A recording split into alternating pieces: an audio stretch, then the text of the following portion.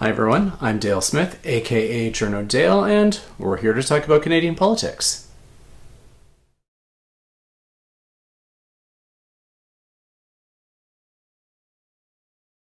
All right, we're here with UBC economist Kevin Milligan. Some people are freaking out about whether or not we are in a recession. There was some GDP data on Friday that came out. StatsCan said the annualized figure was 2 quarters below. The quarter over quarter was flat and not below. And so a lot of people are saying technical recession, not technical recession. I figured we'd get an economist to walk us through this. Kevin. Hi, Dale. How are you doing today? I'm happy to talk about a lukewarm economy, I guess. Yeah, and that seems to be kind of the thing. It's like no one's saying the economy is great, but there are also no credible economist I've heard has said that we're actually in a recession. Yeah, the definition of a recession is loose. There's not a uniformly agreed upon definition. I was just reading TD Economics report on this, and they referred to the ultimate source being the CD Howe Business Cycle Council. And that's one source. I wouldn't put all the weight of defining what is a recession on them. They're good people there. They have a good methodology. They make public, and you can see how they think about things. In the U.S., there's something called the National Bureau of Economic Research, who most people do defer to. It's the same kind of thing, a council of some business economists, some academic economists, some government economists who look at all of the different measures and make a decision. What's common to the NBER one in the U.S. and the CD Howe one in Canada is they do not focus on just one measure of quarterly GDP growth for 2 quarters. Just to make it clear, one reason why you might do that is think back to, I guess we can't think back, we're not old enough, but ponder back to the Great Depression. Right. Over that very long period, there were times when there were consecutive quarters of small growth. But it's like the economy is really in bad shape, and it bumps up a little bit for 2 quarters in a row before continuing down. No one would say, oh, we're out of the Great Depression because we had 2 quarters of 0.2% growth or something. Right. So right. In that way, whether it's on the upside or the downside, we shouldn't over-index on 2 quarters of growth. That said, that ain't a great thing to have 2 quarters of negative growth or shrinkage, what we have here. A nice way to think about it is the C.D. Howe Institute, in defining how they think about it, is they look for broader measures. So not just GDP, but employment growth. They look for business activity. They look for income growth.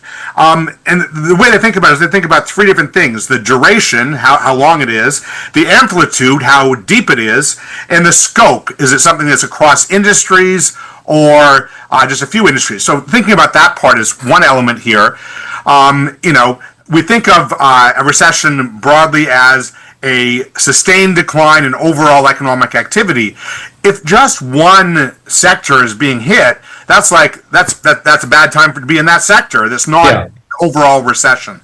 So when we think back to the 2015 episode where we had a similar kind of thing of a couple of quarters of negative growth, one of the reasons why the C.D. Howe Institute did not tag that as a recession was that it was kind of isolated to the oil and gas industry. And we'll all note here that predated the election of the Trudeau government. That was due to world oil prices dropping by half. That's what led to that almost kind of recession, but it wasn't, the scope was not broad across the economy. It was kind of regionally and industrially concentrated, which is, you care about that. People in Alberta matter. People in the oil industry matter. That's why the government put in place in 2016 some special unemployment insurance programs for those in that sector. But that's a good parallel to today, where we see the big driver of what we're seeing today in the weakness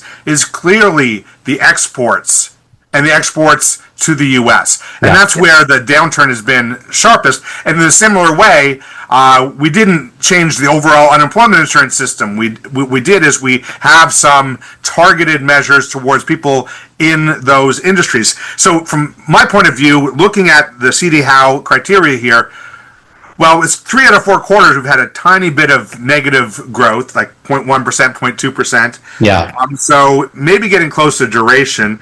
Amplitude, we're talking minus 0.1, minus 0.2. If you compare back to, in our memory, back to 2008, 2009, we're looking at growth rates of like minus 3%, right? Yeah. Not cutting it, slicing it into decimals or percentage point. And similarly back, the older folks will remember like the 1991 recession, 1981 recession. Again, these were characterized as like quarter over quarter negative growth rates of like minus 3%. Yeah. And so that's what a broad and deep recession kind of feels like. This is more of a ripple than a recession at this point, in my point of view. And it looks like, the thing about the CD Howe Institute and the NBER is they're not out there seeking clickbait headlines on this. Yeah. What they tend to do is they wait for the revisions to come in. When StatsCan is putting out the monthly GDP or the estimates, they're always referred to as estimates because they go back and revise them as the full data come in. Yeah. And in the U.S., the revisions can be quite sizable. In Canada, it's a bit more moderate how the revisions come in. But like seeing a change of 0.1, 0.4, 0.5 percentage points on the growth rates is not abnormal for these kinds of revisions. When they revise stuff, the conspiracy theorists always go crazy. Aha, this is the government putting their thumb on it. If you look back at the history of the revisions, it goes up, it goes down. There are reasons for it. As reports from different industries change and we look at the full set of data. So that's why the CD Howe Institute, why in the U.S. the NBER tend to wait until the data come in. Then they'll look back at it. Maybe later this year, I don't know exactly their schedule. They'll look back when the data are in and say, minus 0.1%, is that a recession? If I were to guess, like if I were on that committee, I would say that's kind of failing the amplitude test. It's not deep enough. I'm not sure it's meeting the scope test of being broad across the economy. Duration, it might start getting there. And furthermore, with the oil price shock that we've seen over the past few months due to, may I say, the folly in the Middle East, yes. That might lead things to change again. I've noticed that consumer confidence measures, we're going back, getting better, kind of reversed themselves over the past few months. It's well known that consumer confidence seems to vary very strongly with the big numbers on the gas price signs. For whatever reason, people take that as a broad indicator of the economy. I guess it's the one price that we see on big neon as we're driving down the street every day. People really over-index on that a bit. But that could be something like, it wouldn't surprise me if Q2 growth, when it comes in, looks not great as well. I haven't seen any great signs of improvement on the trade side. With the oil side, now in Canada, we're a net exporter of oil products, so it's going to be good for some regions, not as good for others. I'm worried a bit about consumer spending and how that relates to it. So one last point on that, when thinking about what tends to happen in recessions, is people see that they're worried about their jobs. They say, people around me are losing their jobs. They tend then to say, I'm not going to buy that new car. I'm not going to invest in that house repair. And they tend to increase their savings. And why that becomes a recession, why we study business cycles, economists, is when I don't spend my savings, that means your income, Dale. I might cut back on my subscription to Dale's fine services, and then Dale's income goes down, and then Dale can't spend as much, and whatever Dale spends on, it then feeds through the economy. So what you tend to see in a classic kind of recession is savings rates actually go up as people pull back their spending, and then that's what feeds into the breadth of a recession. What we're seeing now, just in the most recent StatsCan report, is that savings rates are actually going down. Which is interesting there, is that says to me that consumers had a bit of confidence in where things are going. Now that's as of Q1, Q2 with stuff going on in the Middle East. I don't know whether that's continuing, but that's kind of one of the things where you look at the scope and the of what's going on in the economy, and not all of the indicators are kind of lining up, pointing towards we're heading towards a recession. If you saw savings rates go up and consumption going down, that would be, I'd be a bit more worried that we're going to have that, feeding on itself recession where my spending is your income and your spending is someone else's income. Yeah. And that's where we get those 3 or 4% of GDP recessions happening. Yeah, it seems to me, I recall in the data that household spending was up, if my memory serves. So that's probably the indicator there that it's not the pulling back that or the psychological effect there, at least not yet. Yeah, as you said, that's can be a big part of it, right? A recession, a classic recession that I was describing, where everyone pulls back on their consumption at the same time and savings goes up and incomes go down, can happen for no particular reason at all. It can be all psychology that people just all of a sudden get a wave of fear about their jobs and they pull back on consumption, or a wave of fear about the future and they pull back on consumption, and that can just lead to a recession based on, we in economics sometimes call those sunspot equilibrium. Just the sunspots are different. The very random things can lead to this coordination problem that leads to a recession. Yeah, similar with inflation, I think, too. When people start expecting it, inflation starts to happen.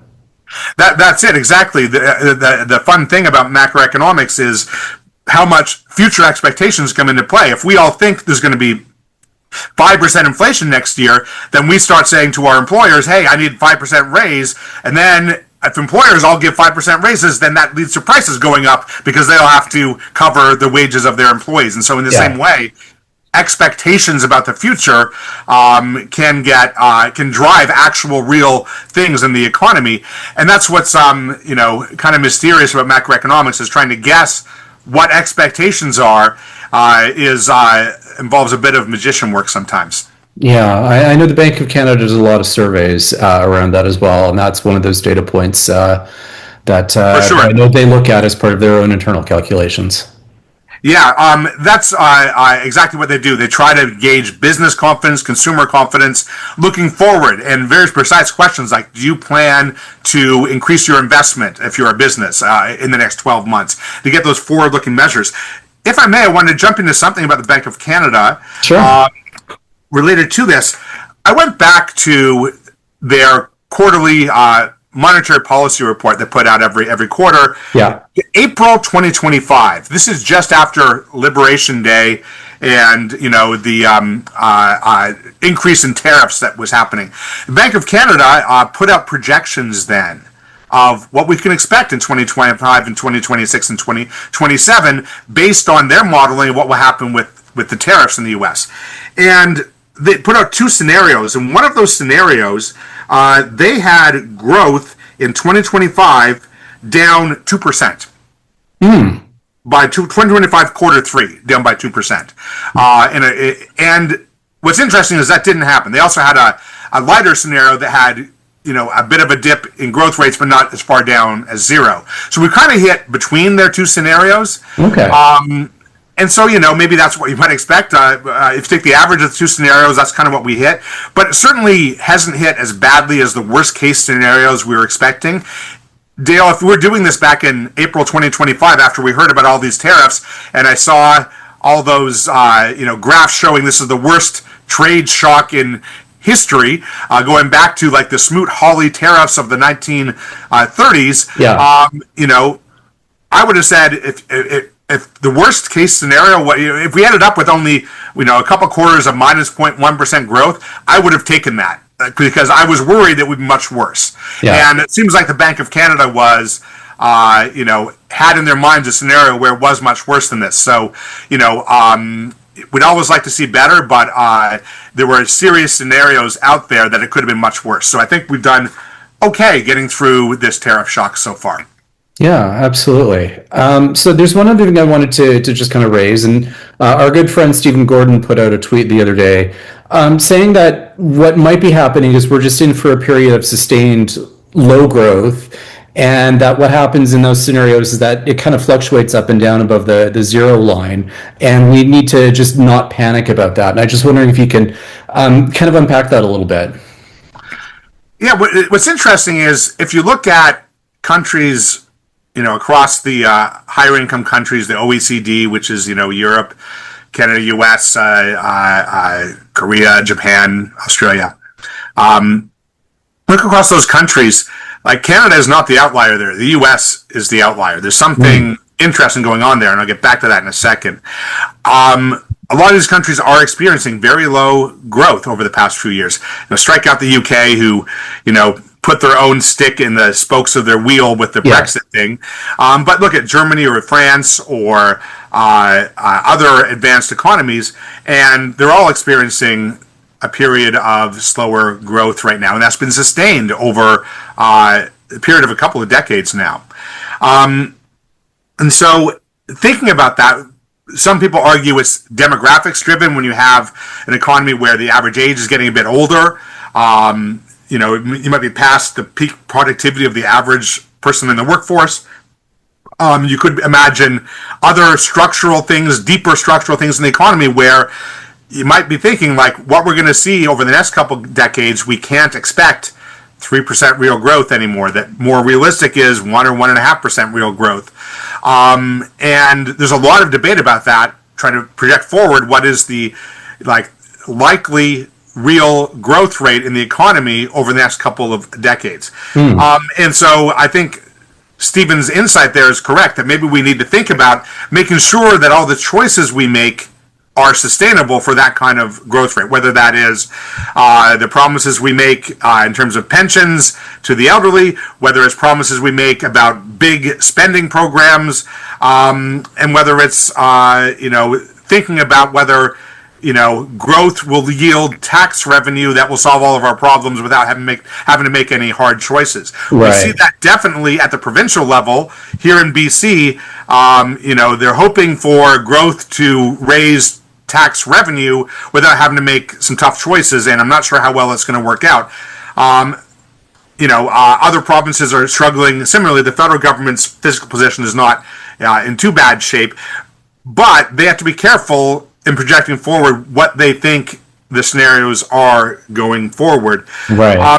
The other thing is, if we are in an era of 1 or 1.5% real growth rates, we should still try to get the upper range of that. We can try to push it back into the 2s. This is not something like we should give up on that. There are things we can do. We want people to invest in physical infrastructure. We want businesses to do that. We want people to invest in themselves and make sure that government programs are there to help them, whether that's someone with a disability being able to contribute a bit more to the labor market and fulfill their potential, whether that's someone who's struggling to afford post-secondary, making sure that they can advance their own education and career, whether it's someone in the trades. Everyone likes to talk about the trades, making sure that they have the skills needed and they have the skills upgrade needed for a fast-changing economy.